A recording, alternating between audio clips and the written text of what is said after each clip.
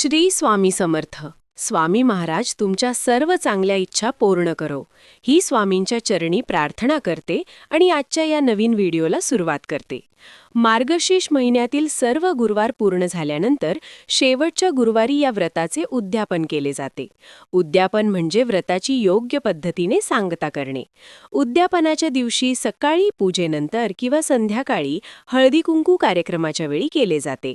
उद्यापनाच्या दिवशी पहाटे लवकर उठावे, स्नान करून शुद्ध व्हावे आणि नेहमीप्रमाणे रोजची पूजेची तयारी करावी.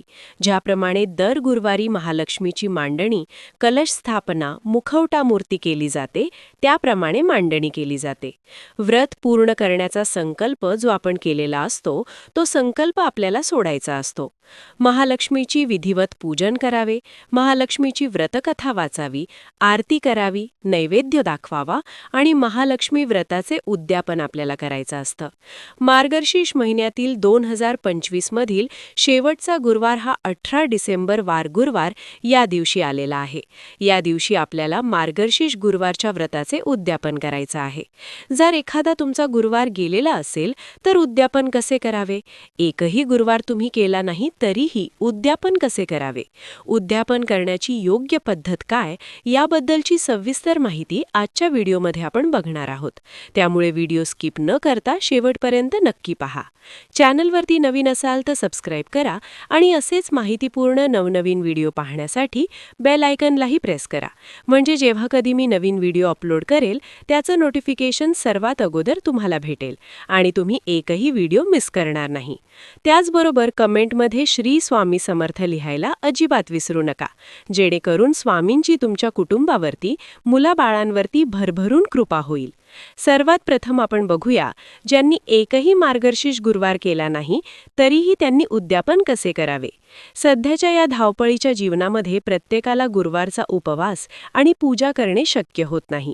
पण प्रत्येकाला वाटते की आपल्याकडूनही आई लक्ष्मीची सेवा व्हावी आणि काहीतरी पुण्य घडावे.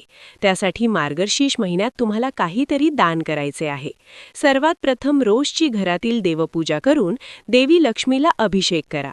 त्यानंतर काहीतरी गोडधोड बनवा. तांदळाची खीर असेल तर उत्तम, नाहीतर भाजी भाकरीचा नैवेद्य चालेल. एखादी सुवासिनी 5, 3, 7 किंवा 11 यथाशक्ती बोलवा. त्यांचे पाय धुवा, हळदी कुंकू अक्षदा अर्पण करा, नैवेद्य द्या किंवा साखर तरी हातावर द्या आणि एखादे फळ ओटीत द्या.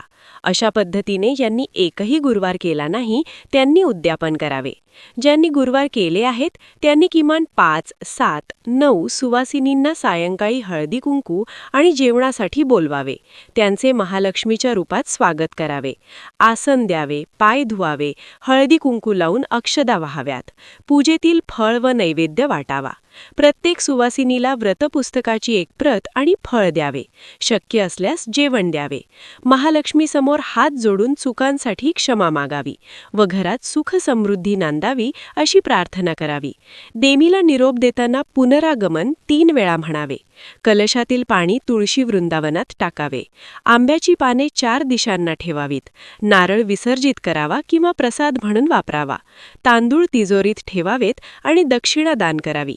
जर सर्व गुरुवार करायचे ठरवून काही राहिले असतील तर शेवटच्या गुरुवारी विधिवत पूजा करून क्षमा मागावी व उद्यापन करावे. यामुळे दोष लागत नाहीत. एकही गुरुवार न केला असेल तरी शेवटच्या गुरुवारी महालक्ष्मीची पूजा, कथा, हळदी कुंकू करून आशीर्वाद घ्यावा. अशा पद्धतीने व्रताचे उद्यापन करावे. व्हिडिओ आवडला तर लाईक, शेअर आणि सबस्क्राईब करायला विसरू नका. भेटूया पुढच्या नवीन व्हिडिओत. श्री स्वामी समर्थ.